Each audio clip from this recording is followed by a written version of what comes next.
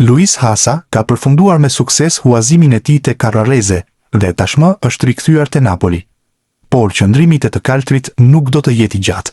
Mesfushori shqiptar pritet të largohet nga skuadra napoletane. Mediat italiane bëjnë me dije se për të ka shfaqur interes Avellinoja. Kjo e fundit do të luajë në Serie B sezonin e ardhshëm dhe drejtohet nga një legjendë e Milanit dhe e futbollit italian, Alessandro Nesta.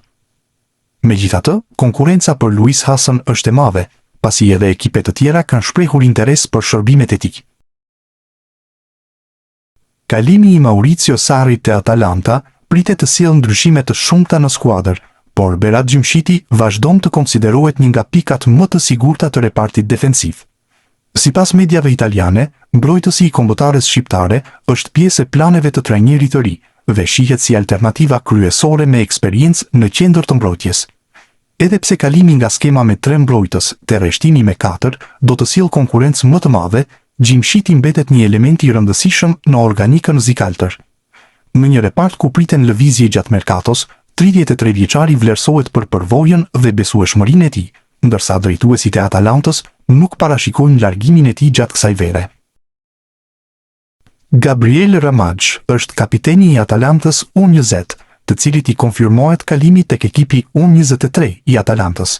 Kështu, në edicionin e ardhshëm do të luajë në Serie C. Qendërmbrojtësi vendosi të afrohej te Shqipëria U21, pasi la Italinë U19. Me ekipet e moshave të Atalantës, që nga edicioni 2021-22 ka regjistruar 147 ndeshje. 20 vjeçari mund të ketë një mundësi të mirë për t'u promovuar. Trajner pritet të jetë Nicola Corrent, i cili aktualisht drejton Parmën U20. Besnik Hasi ka nisur pak ditë më parë një aventurë të re në pankinë në karrierën e tij.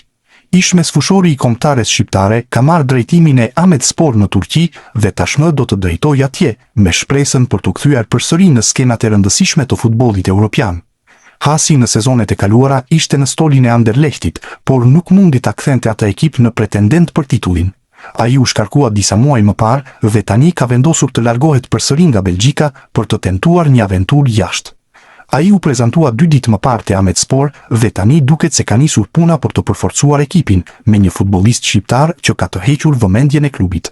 Sipas mediave turke, klubi i Ahmetspor është vënë në ndjekje të Rej Manajt, duke e parë si përforcim të mundshëm për sezonin e ardhshëm.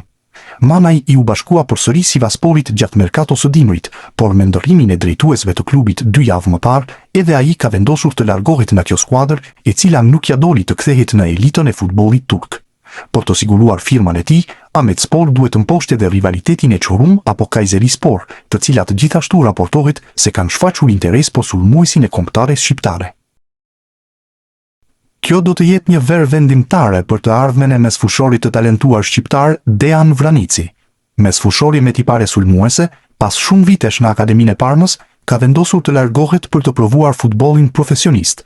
20 vjeçari vjen pas një sezoni me luhatje për shkak të dëmtimeve që i kanë kufizuar minutazhin në fushë, por shpreson që në klubin e ri të arrijë të tregojë sa vlen dhe cilësitë që ka, të cilat e kanë bërë prej vitesh pjesë të ekipeve të moshave të Shqipërisë. Sipas mediave italiane, janë klubet e Novara, Alcione Mikano dhe Pescara në Serie C, ata të cilat kanë shfaqur interes konkret për të firmosur me djaloshin shqiptar. Tashmë mbetet të shihet se cila do të jetë zgjedhja e tij për hapin e parë të madh në karrierë. Laurent Tolaj është bomberi që po tërheq interesin e disa klubeve të rëndësishme në Championship. Bomberi shqiptar ka shënuar plot 58 gola në 3 edicionet e fundit, ndërsa ka asistuar edhe 30 të tjerë. Kontributi i tij në 88 gola dhe në duke u rritur përgjatë 3 viteve, ka bërë që të jetë një nga sulmuesit më efektiv. Për këtë, janë shfaqur pas tij edhe klube me pretendime në Championship. Edicionin e fundit e mbylli me Plymouth në League One, që është ndryshe kategoria e 3 për nga rëndësia në Angli. Shërbimet e tij ndërkohë i kërkojnë Millwall, West Brom dhe Stoke City, të 3 këto klube me synime të mëdha. 24 vjeçari ka kontratë të vlefshme deri në vitin 2029. Ngjitja në një nivel më të lartë duket e pashmangshme, ndërsa duhet përmendur fakti që mund të luajë për Shqipërinë. Tolaj deri tani është aktivizuar vetëm me moshat e Zvicrës. Nëse federata e bind, kuqezimve mund të ushtohet një bomber. Më parë, është shfaqur duke festuar gola me shqipon, duke treguar lidhjen e tij me origjinën. Fundi i muajit qershor do të sjellë rikthimin e disa lojtarëve nga huazimet te klubet e tyre respektive në Serie A, mes tyre edhe dy futbollistët shqiptar, Kristian Aslani dhe Marash Kumbulla. Sipas një analize të publikuar nga mediat italiane, rikthimi i lojtarëve që nuk janë pjesë e planeve afatgjata të klubeve përbën një barë financiare të konsiderueshme për skuadrat italiane. Në rastin e Interit, Kristian Aslani do të kthehet nga Beshiktasi me pagën e mesfushorit shqiptar që ka vlerën e rreth 1.4 milion eurove në sezon. Zikaltrit pritet të kërkojë një zgjidhje të re në merkato për të shmangur mbajtjen e një lojtari jashtë projektit teknik. Një situatë ngjashme paraqitet edhe te Roma me Marash Kumbullën. Mbrojtësi shqiptar rikthehet nga huazimit e Mallorca, ndërsa kontrata e tij i kushton klubit verdekuq rreth 1.8 milion euro në sezon. Edhe pse Roma nuk e konsideron çështjen shqetësuese, e ardhmja e Kumbullës mbetet e hapur dhe gjatë merkatos verore priten vendime për destinacionin e tij të ardhshëm. Në total, Aslani dhe Kumbulla përfaqësojnë mbi 3 milion euro kosto vjetore për Interin dhe Romën. Ndaj të dy klubet do të synojnë të gjejnë zgjidhje sa më shpejt për të ardhmen e dy lojtarëve shqiptar. Portieri Ramaj nuk është në planet e Borussia Dortmund. Ky është raportimi nga Gjermania, ku tregohet se portierit i është komunikuar vendimi i klubit. Ramaj u transferuar për 5 milion euro në shkurtin e vitit 2025. Kontrata e cila zgjat deri në vitin 2029 është një problem. Pas huazimeve te Copenhagen dhe Heidenheim, mbetet për të parë cila do të jetë aventura e radhës. 24 vjeçari po largohet nga Dortmundi akoma pa debutuar, ndërsa një vit më parë shprehej se nuk pranon stolin. Interesante do të ishte nëse do të shfaqet sërish si opsion për Shqipërinë. Zgjedhja e tij e parë është Gjermania, ndërsa më parë zbulonte se kontaktohej nga kuqezimt. Një prej emrave më të nxehtë në merkaton e verës pritej të ishte padyshim Steven Shpendi. Sulmuesi i talentuar kishte shkëlqyer në edicionin e fundit me fanellën e Empolit dhe raportohej se disa klube ishin vënë në ndjekje të tij edhe nga Serie A. Por në mënyrë të papritur, është mësuar se ai është pranë firmës me një tjetër skuadër të Serisë B. Sipas Sky Sport, Shpendi po bëhet gati të transferohet në radhët e Padovas, e cila është gati të blejë kartonin e tij nga Empoli.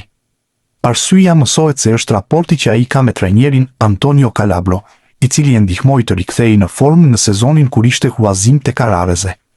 Calabro do të marrë drejtimin e Padovës dhe Shpendi ka qenë një nga kërkesat e tij, që klubi po bëhet gati të plotësojë.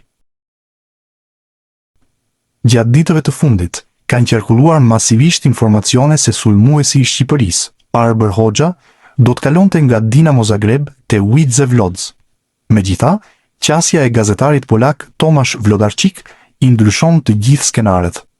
Wlodarczyk shprehet i bindur se transferimi i shqiptarit te Widzew Łódź nuk do të ndodhë, pavarësisht aludimeve. Nuk jepen më shumë detaje nëse ka të bëjë me kërkesat e Dinamo Zagreb apo sulmuesi kuqezi kërkon ekip më dinjitoz në arenën e futbollit evropian. Hoxha ka kontratë me skuadrën nga Zagrebi deri në verën e vitit 2029, ndërsa kartoni i tij vlen 3 milion euro sipas Transfermarkt. Para disa muajsh, qarkulluan informacione se për 27 vjeçarin ishte interesuar edhe Hull City në Angli. Julian Shehu është në radarin e Olympiakos. Gjigantët e Greqisë e mbyllon sezonin si nën kampion, ndërsa tashmë po mendojnë për përforcime. Vetë firma me Shehun nuk do të jetë as pak e lehtë. Kontrata me Widzew Łódź deri në vitin 2028 bën që klubi polak të mos nxitohet. 27 vjeçari ndërkohë u bë risi te kombëtarja në vitin 2025. Madje u kthye edhe në titullar për ekipin e Silvinios gjatë kualifikueses të botrorit, ku u arrit faza play-off. Për plot 4 vite u kthye në titullar i rëndësishëm i Widzew Łódź. Vetëm në sezonin e dytë në Poloni u penalizua nga një dëmtim i rënd, teksa prej kohësh ndodhet në formën më të mirë. Shehu tashmë regjistron plot 103 ndeshje me ekipin e elitës polake. Gjatë kësaj kohe janë shënuar edhe 9 gola, si edhe asistuar 8 të tjerë.